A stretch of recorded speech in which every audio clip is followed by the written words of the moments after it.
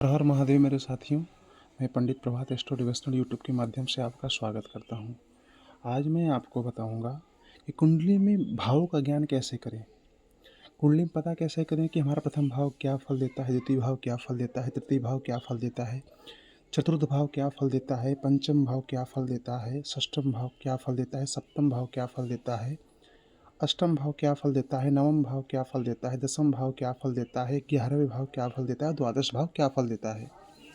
तो इसका पता करने के लिए आपको इस कुंडली में एक एक भाव को समझना पड़ेगा कि प्रथम भाव में क्या है, द्वितीय भाव में क्या है, तृतीय भाव में क्या है, चतुर्थ भाव में क्या है, पंचम भाव में क्या है, छठा भाव में क्या है, सप्तम भाव में क्या है, अष्टम भाव में क्या है, नवम भाव में क्या है, दसम भाव में क्या है, 11वें भाव में क्या है और द्वादश भाव में क्या है।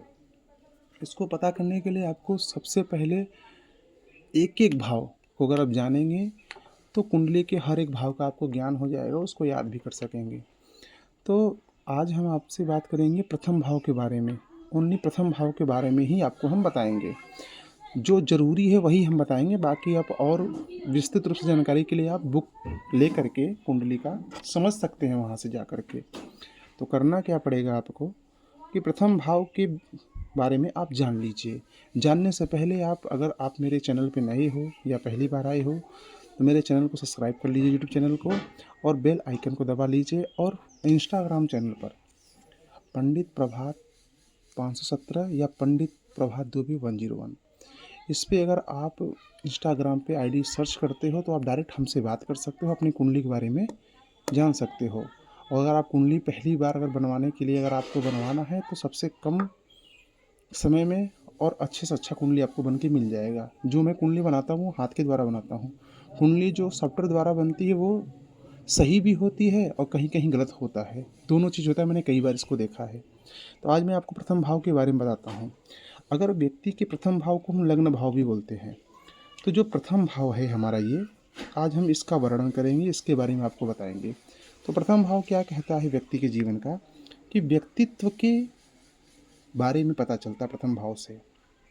प्रथम भाव से व्यक्ति के शरीर की बनावट कैसे होगी, रंग कैसा होगा, रूप कैसा होगा, कद कैसा होगा, मोटा होगा व्यक्ति की, छोटा होगा व्यक्ति की, पतला होगा, उसके रंग की और रंग शारीरिक बनावट की पता चलती है। और प्रथम भाव से व्यक्ति के स्वास्थ्य का भी पता चलता है कि उसका वह रोग रहेगा कि अकस्मात कोई रोग होगा या उसको कोई समस्या रहेगी। उसी प्रथम भाव में आप व्यक्ति के जीवन के शैली, मतलब उसका रूटीन कैसा है, कैसे वह कार्य करता है, क्या क्या करता है, उसके बारे में पता कर सकते हैं। प्रथम भाव से व्यक्ति के शुरुआती दौर में वह कैसा कर रहा है उसका ज्ञान उसे पहले ही भाव से पता चल जाएगा। व्यक्ति की स्थिति कैसे रहेगी पर्सनल, मतलब व्यक्ति अगर कुंडली अगर आप अपना दिखा रहे हैं तो सिर्फ आपकी स्थिति बताएगी प्रथम भाव में कि आपकी आर्थिक स्थिति आगे चल के आगे जाके कैसी रहेगी। अच्छा, नौकरी का भी आप प्रथम भाव से ही देख सकते हो। और आपका व्यवहार किसी के प्रति कैसा है, कैसा कार्य कर रहे हो, उसका भी ज्ञान आपको प्रथम भाव से ही होता है, उसका ज्ञान। अच्छा, उसके बाद यह जो प्रथम भाव होता है यह पूर्व दिशा का प्रतीक होता है। और इसके जो ग्रह हैं वह कारक ग्रह सूर्य हो माने जाते हैं। प्रथम भाव को हम मंगल, इसका स्वामी होता है प्रथम भाव का। अगर मेष राशि है तो उसका स्वामी मंगल ग्रह रहेगा। और मंगल ग्रह में प्रथम भाव में कहते हैं प्रथम घर पिता का घर होता है, द्वितीय घर माता के घर होता है। तो प्रथम भाव में सूर्य उसका कारक ग्रह है। सूर्य के अनुसार, सूर्य के प्रभाव से व्यक्ति के जीवन में क्या क्या प्रभाव पड़ रहा है इसका ज्ञान प्रथम भाव से व्यक्ति को पता चल जाता है।